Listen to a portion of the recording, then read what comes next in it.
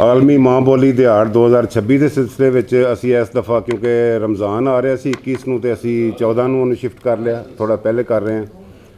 ਹਮੇਸ਼ਾ ਦੀ ਤਰ੍ਹਾਂ ਪੰਜਾਬੀ ਅਦਬੀ ਪ੍ਰਚਾਰ ਇੱਕ ਮੁਜ਼ਾਕਰੇ ਦਾ ਇਤਮਾਮ ਕਰਦੀ ਹੈ, ਜਿਹਦੇ ਵਿੱਚ ਕਿ ਜ਼ਿਆਦਾਤਰ ਅਸੀਂ ਪੰਜਾਬੀ ਲਿਟਰੇਚਰ ਔਰ ਪੰਜਾਬੀ ਜ਼ੁਬਾਨ ਦੇ ਹਵਾਲੇ ਨਾਲ ਗੱਲ ਕਰਨੇ ਆ। ਲੇਕਿਨ ਇਸ ਦਫਾ ਸਾਡਾ ਜਿਹੜਾ ਮੌਜੂ ਹੈ ਨਾ ਉਹ ਥੋੜਾ ਟੈਕਨੀਕਲ ਹੈ। ਉਹਦੀ ਵਜ੍ਹਾ ਹੈ ਕਿ ਜਿਵੇਂ ਚੀਜ਼ਾਂ ਅੰਦਰ ਆ ਰਹੀਆਂ ਨਾ ਸਾਡੀ ਰੋਜ਼ਮਰਾ ਹਯਾਤੀ ਵਿੱਚ ਟੈਕਨੋਲੋਜੀ ਦਿਨ ਬ ਦਿਨ ਮਤਲਬ ਇਹ ਸਾਡੇ ਜ਼ਿੰਦਗੀ ਦਾ ਹਿੱਸਾ ਬਣਦੀ ਜਾ ਰਹੀ ਹੈ। ਅਸੀਂ ਨਾ ਵੀ ਚਾਹੀਏ ਫਿਰ ਵੀ ਉਹ ਜਿਹੜੇ ਟੂਲਸ ਨੇ ਉਹ ਉਹਨਾਂ ਤੋਂ ਸਾਨੂੰ ਕਿਸੇ ਫਰਾਰ ਅਸੀਂ ਨਹੀਂ ਲੈ ਸਕਦੇ। ਇਸ ਵਜ੍ਹਾ ਤੋਂ ਅਸੀਂ ਇਹਦਾ ਅੱਜ ਦਾ ਮੌਜੂ ਜਿਹੜਾ ਇਹਨੂੰ ਰੱਖਿਆ ਕਿ AI ਦੇ ਦੌਰ ਜਿਹੜਾ ਚੱਲ ਰਿਹਾ ਇਹਦੇ 'ਚ ਮਾਂ ਬੋਲੀ ਦਾ ਭਲਕ ਕੀ ਹੋਏਗਾ, ਆਉਣ ਵਾਲੇ ਵਕਤ ਵਿੱਚ ਅਸੀਂ ਮਾਂ ਬੋਲੀ ਨੂੰ ਕਿੱਥੇ ਵੇਖਦੇ ਹਾਂ। ਅਤੇ ਆਰਟੀਫਿਸ਼ੀਅਲ ਇੰਟੈਲੀਜੈਂਸ ਮੌਜੂਦਾ ਦੌਰ ਦੀ ਇੱਕ ਇਨਕਲਾਬੀ ਟੈਕਨੋਲੋਜੀ ਹੈ ਜਿਹੜੀ ਇਨਸਾਨੀ ਜ਼ਿੰਦਗੀ ਦੇ ਤਕਰੀਬਨ ਹਰ ਸ਼ੋਬੇ ਨੂੰ ਮੁਤਾਸਰ ਕਰ ਰਹੀ ਹੈ। ਤਾਲੀਮ, ਸਿਹਤ, ਮੀਡੀਆ, ਕਾਰੋਬਾਰ ਅਤੇ ਅਬਲਾਗ ਵਿੱਚ AI ਦਾ ਇਸਤੇਮਾਲ ਆਮ ਹੋ ਚੁੱਕਿਆ ਹੈ।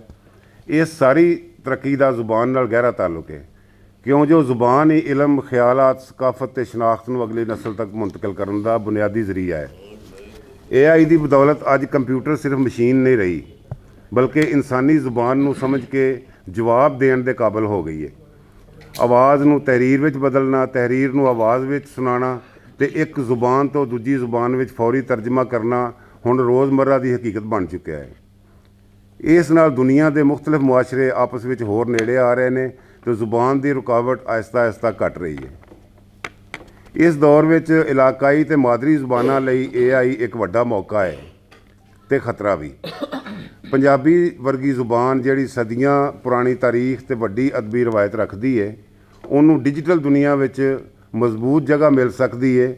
ਪੰਜਾਬੀ ਦੇ ਕਲਾਸੀਕੀ ਅਦਬ, ਲੋਕ ਕਹਾਣੀਆਂ, ਸੂਫੀ ਸ਼ਾਇਰੀ, ਵਾਰਾਂ, ਕਿੱਸੇ ਅਤੇ ਤਾਰੀਖੀ ਦਸਤਾਵੇਜ਼ਾਂ ਨੂੰ ਡਿਜੀਟਲਾਈਜ਼ ਕਰਨਾ ਬੇਹੱਦ ਜ਼ਰੂਰੀ ਹੈ। ਬਾਬਾ ਫਰੀਦ, ਵਾਰਿਸ ਸ਼ਾਹ, ਬੁੱਲੇ ਸ਼ਾਹ, ਸ਼ਾਹ ਹੁਸੈਨ ਅਤੇ ਹੋਰ ਅਜ਼ੀਮ ਸ਼ਾਇਰ ਅਤੇ ਅਦੀਬ ਸਾਡੀ ਤਹਿਜ਼ੀਬੀ ਪਹਿਚਾਣ ਨੇ, ਜਿਹੜਾ ਵਿਰਸਾ ਮਹਿਫੂਜ਼ ਕਰਨਾ ਸਾਡੀ ਜ਼ਿੰਮੇਵਾਰੀ ਹੈ। ਜੇ ਪੰਜਾਬੀ ਅਦਬ ਅਤੇ ਤਾਰੀਖ ਨੂੰ ਮੁਨਜ਼ਮ ਤਰੀਕੇ ਨਾਲ ਡਿਜੀਟਲ ਸ਼ਕਲ ਵਿੱਚ ਮਹਿਫੂਜ਼ ਕੀਤਾ ਜਾਏ ਤਾਂ ਨਾ ਸਿਰਫ ਪੰਜਾਬੀ ਕਲਚਰ ਦਾ ਕੀਮਤੀ ਡਾਟਾ ਜਮ੍ਹਾਂ ਹੋਵੇਗਾ ਬਲਕਿ ਆਉਣ ਵਾਲੇ ਵੇਲੇ ਵਿੱਚ AI ਨੂੰ ਵੀ ਮਜ਼ਬੂਤ ਬੁਨਿਆਦ ਮਿਲੇਗੀ। ਜਿੰਨਾ ਜ਼ਿਆਦਾ ਮਿਆਰੀ ਅਤੇ ਮੁਸਤਨਦ ਡਾਟਾ ਹੋਏਗਾ ਓਨਾ ਹੀ AI ਪੰਜਾਬੀ ਜ਼ੁਬਾਨ ਨੂੰ ਬਿਹਤਰ ਸਮਝ ਸਕੇਗੀ, ਦਰੁਸਤ ਤਰਜਮਾ ਕਰੇਗੀ ਅਤੇ ਪੰਜਾਬੀ ਵਿੱਚ ਮੁਫੀਦ ਮਵਾਦ ਵੀ ਤਿਆਰ ਕਰੇਗੀ। ਇਸ ਨਾਲ ਤਹਿਕੀਕ ਕਰਨ ਵਾਲਿਆਂ, ਤਲਬਾ ਅਤੇ ਆਮ ਵਰਤਣ ਵਾਲਿਆਂ ਨੂੰ ਵੀ ਜ਼ਿਆਦਾ ਭਰਵਾਂ ਅਤੇ ਕਾਬਲ ਇਤਮਾਦ ਮਾਲੂਮਾਤ ਦਸਤਿਆਬ ਹੋਣਗੀਆਂ। ਪਰ AI ਦੇ ਸਫ਼ਰ ਵਿੱਚ ਕੁਝ ਖਦਸ਼ਾਤ ਵੀ ਨੇ। ਜੇ ਪੰਜਾਬੀ ਬੋਲਣ ਵਾਲੇ ਖੁਦ ਆਪਣੀ ਜ਼ੁਬਾਨ ਨੂੰ ਤਹਿਰੀਰ, ਤਹਿਕੀਕ ਦੇ ਡਿਜੀਟਲ ਪਲੇਟਫਾਰਮਾਂ 'ਤੇ ਇਸਤੇਮਾਲ ਨਾ ਕਰਨ ਤਾਂ AI ਵੀ ਮਹਿਦੂਦ ਮਵਾਦ ਦੇ ਬਾਇਸ ਕਮਜ਼ੋਰ ਨਤਾਇਜ ਦੇਵੇਗੀ।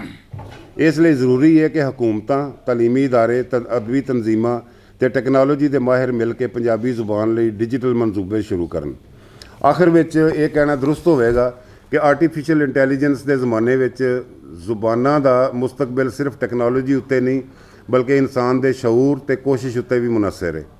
ਜੇ ਅਸੀਂ ਪੰਜਾਬੀ ਜ਼ੁਬਾਨ ਦੇ ਕਲਾਸੀਕੀ ਅਦਬ, ਤਾਰੀਖ ਅਤੇ ਸਕਾਫਤੀ ਵਿਰਸੇ ਨੂੰ ਡਿਜੀਟਲਾਈਜ਼ ਕਰਕੇ ਮਹਿਫੂਜ਼ ਕਰ ਲਿਆ ਤਾਂ ਨਾ ਸਿਰਫ ਪੰਜਾਬੀ ਦੀ ਬਕਾ ਯਕੀਨੀ ਹੋਏਗੀ ਬਲਕਿ ਆਉਣ ਵਾਲੇ ਵੇਲੇ ਵਿੱਚ AI ਨੂੰ ਵੀ ਇੱਕ ਮਜ਼ਬੂਤ, ਭਰਪੂਰ ਅਤੇ ਮੁਸਤਨਦ ਬੁਨਿਆਦ ਮਿਲੇਗੀ ਜੋ ਪੰਜਾਬੀ ਜ਼ੁਬਾਨ ਨੂੰ ਆਲਮੀ ਸਤ੍ਹਾ 'ਤੇ ਉਜਾਗਰ ਕਰ ਸਕੇਗੀ।